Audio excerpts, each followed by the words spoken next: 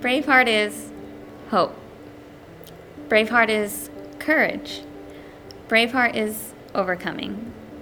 Braveheart is a heart that's been broken but still has a beat.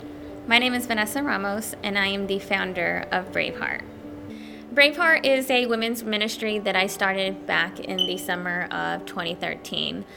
I started it to bring hope, to bring encouragement, to bring faith that even though a heart has been broken, it still has a beat. It can still overcome.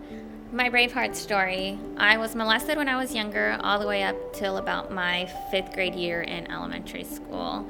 I entered into a middle school where my parents divorced, and I just became a rebellious child due to hurt. And I started partying, experimenting with drugs, became promiscuous. Few years later, in my early 20s, I did move to Las Vegas. Las Vegas is where my life changed dramatically. I ended up getting into the casino nightlife, so I was partying, met different people, got into a relationship, ended up meeting a guy that I thought was the perfect man, and little did I know he ended up being a pimp. So, needless to say, I entered into the game and I became an escort probably for about 2 years. And during that 2 years of being an escort, I did have a few different pimps. Had one of them that was an abusive relationship. It resulted in broken bones. After a few years of being in the game, I decided to leave. I can remember when my turning point was. I had just walked away from the abusive relationship that I was in that resulted in the broken bones. And so I was still in the game, and I had came home and my house was broken into. So a significant amount of money was taken from me, and I had nobody to call because it was about 2 o'clock in the morning. I called a handyman to come and fix the door, and he came over. He happened to be Christian, and when he was leaving, he started asking me some questions about what I did. And so I was honest with him, and I told him that, I was escorting. And so he asked me if he could pray for me. And I said yes, and so he prayed for me, and that was the start of this spiritual journey that I began. Shortly after that, I started attending church. At this time, I was still in the game, and the more I went to church, the more that I didn't want to be in the game. And so I can recall 1 month prior to me actually walking away from the game, I had made $8,000 in 1 month. And that next month, I got into a little confrontation with the company that I was working for. And I just felt the Lord had told me this is it, you need to stop. Shortly after, I was introduced to enter into a Bible college.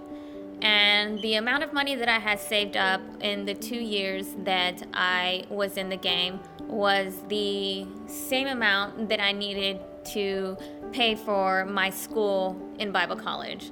So the amount saved paid for my first 2 years of Bible college when I got my associate's degree in evangelism. After I graduated Bible college in Columbus, Ohio, I moved back home to Las Vegas, where I continued to further my schooling to get my bachelor's.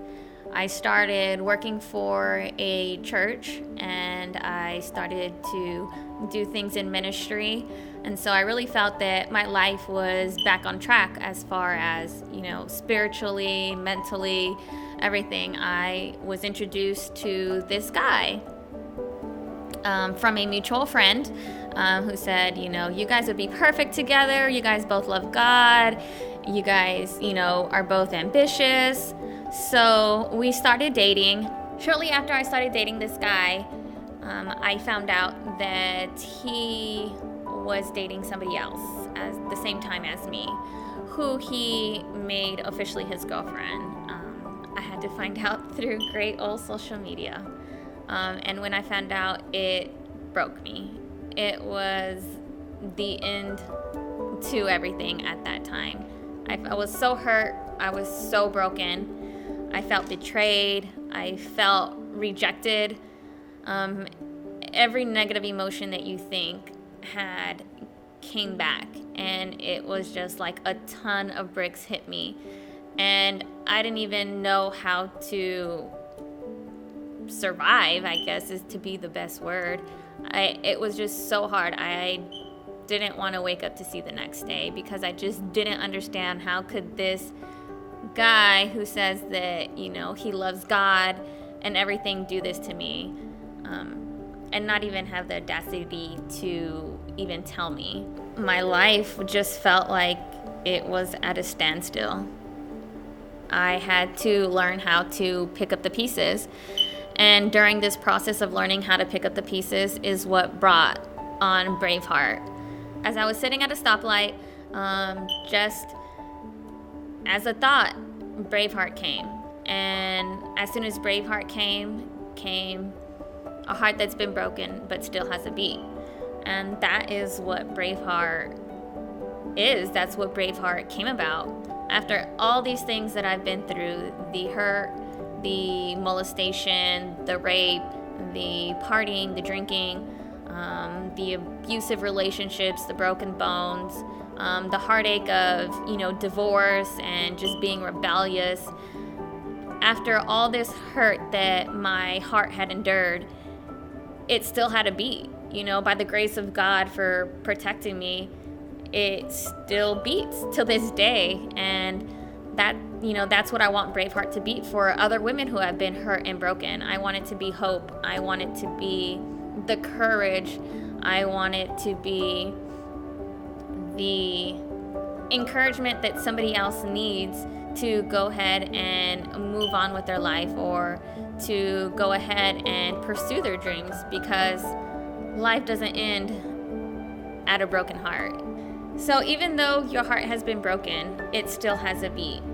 That beat is a sign that God still has so much more for you. It's a sign of hope. It's a sign of encouragement. It's a sign of overcoming the hardest battles that you feel that you have faced. Even after all, God still has something in store for you. He still has a story. He still has a Braveheart story. Braveheart is more than a ministry. It's a movement. If my story can help you, your story can also help someone else. By sharing our stories, more women can come into God's hope and find their Braveheart.